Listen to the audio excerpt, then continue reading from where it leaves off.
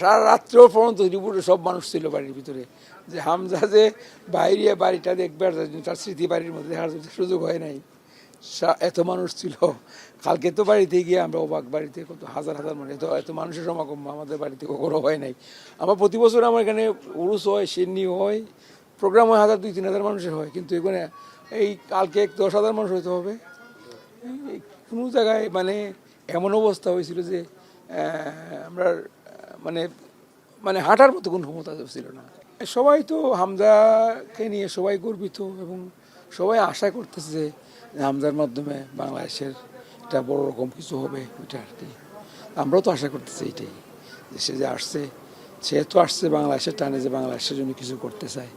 আমার আল্লাহ যদি সাহায্য করে, তাহলে সবাই দোয়া করেন যাতে সে একটু ভালো কিছু নিয়ে আসতে পারে আগামী গেমটাতে। সে খুব এনজয় করছে। আমি জিজ্ঞেস করছি তাকে আসার সময়, জিজ্ঞেস করছি গাড়ির মধ্যে, বাবা খুব ভালো লাগছে, খুব ভালো লাগছে। এবং আমাদের ওয়াইফও খুব এনজয় করছে। গতকালকে বাড়িতে যাওয়ার পরে বউ তো আমাদের নতুন আসছে দেশে, বউ দুবরণ ছিল, বউকে সবাই মানে ঘরে বরণ করে ঘরে নিবে। এরপরে আমাদের পাশে যে সব এলাকার লোকজন যারা ছিল সবার জন্য একটা অ্যারেঞ্জমেন্ট করা হয়েছিল, যে এখানে হামজা যাবে, ওরা দেখবে, হামজা ওদের সঙ্গে কথা বলবে এবং ওরাও কথা বলবে। এবং অনেক টিভি সাংবাদিকরা, তো অনেক সাংবাদিকরা ছিলেন, ওদের জন্য জায়গার ব্যবস্থা ছিল। এত মানুষ হয়েছিল, আমাদের সবগুলো নড়বড় হয়ে গেছে।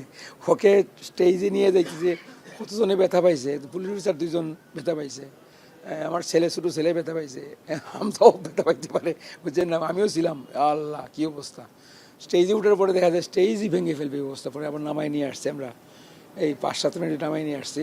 তো ওইখানে হয় না, রাত্রে পরে সব সাংবাদিকদেরকে আবার আমাদের বাড়ির উঠানের মধ্যে আবার গর্বের বিষয়, গর্বিত চোখে পানি চলে আসে যে আজকে সারা দেশ হামজাকে চিনতেছে। হামজার কারণে আমাদেরকে চিনতেছে না, আমাদেরকে তো সবাই চেনার কথা না, তাই না? আমাদেরকে তো সবাই চেনার কথা না। হয়তো এলাকার কিছু মানুষ হয়তো আমাদেরকে চিনে, সারা দেশের মানুষ চেনার কথা না, সারা ওয়ার্ল্ডের মানুষ চেনার কথা না। আলহামদুলিল্লাহ হামজার কারণে তো বাংলাদেশকেও সারা ওয়ার্ল্ডের মানুষ আমাদেরকে চিনে।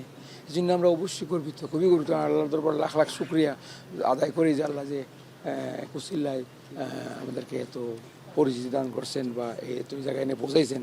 আমি আশা করতেছি যে ওরা জিতবে, উইন করবে, এটাই আশা করতেছি।